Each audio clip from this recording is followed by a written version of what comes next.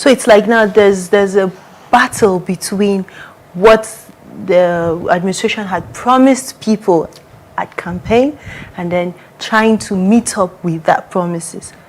Okay, so we've talked about, I'm glad that you mentioned the GDP rate. Now, Nigerians were so optimistic that we're out of recession, we've gone out of the negative values, we're moving into positive. It's not just 1%. The first 2 quarters were 1.1 point. Yes. And we saw how the economy grew to 2.3%. And the projection of the 2020 budget to reach at least 3%. Now the advent of coronavirus, which is slowing down the global economy generally. Yes. Should we be afraid? Should Nigerians be afraid of a coming recession? If the way economists measure GDP and the office, the National Bureau of Statistics, GDP is measured. There's a whole year GDP and there's a quarter one, quarter two, quarterly GDP. 3 and 4, yes. If you look at 2020 first quarter GDP, which is 1.87%. Yes. By first quarter 2019, Nigerian economy grew by more than 3%. Yes. So if you compare that growth with this one that we recorded, realities, you will see that quarter on quarter the economy did not perform fairly well. Significant. Exactly, it really dropped. Yes. Then if you compare 2020 first quarter GDP growth with 2019 fourth quarter, which was 2.55. Yes. 2.55%. Okay. You see that the economy also declined. It declined. So basically, by 2%. Basically, remember the idea that we talked about earlier. Nigeria still has this challenge of revenue. And that's why in 2020, when the president laid the 2020 appropriation bill to the joint session of the National Assembly, it was accompanied for the first time with a finance bill then, which is now a finance act. Yes. The whole idea of that finance act is to recognize that there's a huge revenue challenge. Oil sector is not bringing forth the required revenue. We can't depend on oil. Exactly. Yes. Due to the drop in crude oil price. Production is also not possible to be, it's also not feasible to achieve what is planned.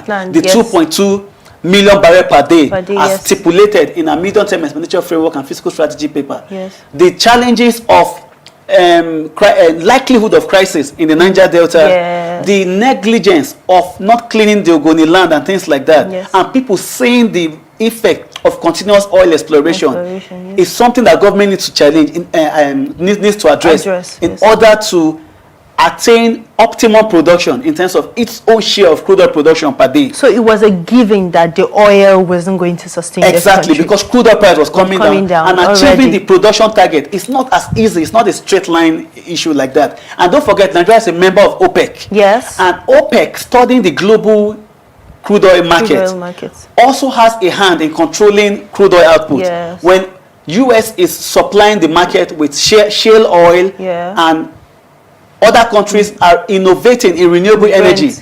OPEC will want to cut down crude oil supply so that the price of crude oil in the international market will remain relatively high, so that countries who depend on crude oil will at least get something from it. So if OPEC now requires its members to cut down production, sometimes they exclude Nigeria. Now imagine they also require Nigeria to cut down its own production. So we are having a double dip of decline in price and decline in crude oil price, in crude oil production. So the revenue from oil, generally, Dorcas, is not forthcoming.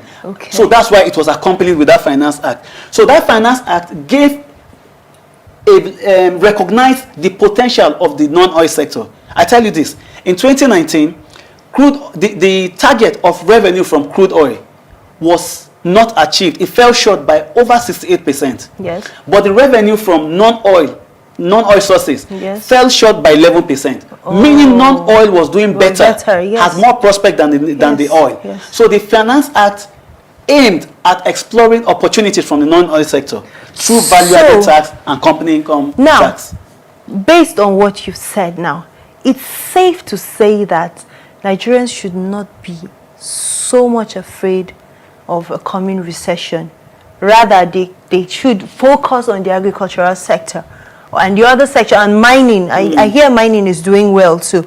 So the focus should be between agricultural sector and mining sector, right? Yeah, but that's no news to Nigerians. Yes, but if I may say this, the focus generally should be on non-oil sector, which includes agriculture. Yes. The 2020 first quarter GDP figures shows agriculture is talked about in 4 components: crop production, livestock, fishery, and forestry. Forestry, yes. By share of contribution to GDP, crop production did not contribute to the growth of 2020 first quarter GDP growth. Oh, okay. Likewise, fisheries did not contribute. The sectors that contributed were forestry and livestock. Now, forestry and livestock are exposed to climate change. Once there's drought, desertification, herders and people in the livestock business, we have this challenge of migrating from point to point. And in the course of migrating, they'll be clashing with farmers. And herders' pastoralist crisis means a decline in food production, and also will affect the livestock production business. Then forestry also, even though it contributed to GDP growth, as soon as desertification scales up, what we are likely to get from forestry also will also be affected. So but there are other aspects to look at in terms of non-oil sector: services, entertainment, online businesses. As people say these days, data is a new oil. Businesses that are data-driven is where the government should be looking at in terms of getting revenue from non-oil.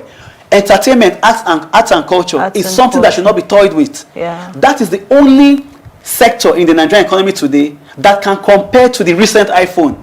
If you look at Nigeria's agriculture, technically it is still, if you want to compare it with other countries, we are still doing like 1980. Yes, because if you look at the amount of work input that the farmers put, and then the amount of money they gain, you expect that the farmer should be the richest man in Nigeria. And if it's not working. And if you take a snapshot of a typical rural woman farmer in Makurdi or somewhere in Lantan local government, that picture will still compare favorably with a picture of 1970, 1980, 1988. Yes, I agree. If you snap our manufacturing sector, textile industry, it will compare favorably with a picture taken from 1979, 1980. The only sector you can snap and it compares to any country in the world today is arts and entertainment, Nigerian music, and things like that. And those are the sectors that are data-driven. So meaning that Nigerian economy is not growing together as one vibrant economy. If you look at the United States, for instance, you don't have to work with the government to earn a good living. People in hockey business, Tiger Woods, just normal golf. People in car racing, bike racing, polo businesses, bouncers in clubs have access to bank loan in the United States, have access to healthcare and insurance. But the Nigerian economy is being driven by government administration alone. So every other sector tries to catch up. It's just trying to link to see what they can get. The only sector that have achieved that independence is art and entertainment. So generally, the more Nigeria enables non-oil sector, services, arts and entertainment, agriculture, manufacturing all help them develop their infrastructure, then that is when we can be looking forward to getting significant revenue from non-oil. But as it is right now, the economy is still dependent on oil. So a drop in crude oil price spirals into a shock in revenue. Okay, thank you so much, Dr. Tefa. I must say you've been so much resourceful and we are grateful. Thank you so much for joining us. To be here. Thank you. This is the end of these segments. Do stay tuned for other segments.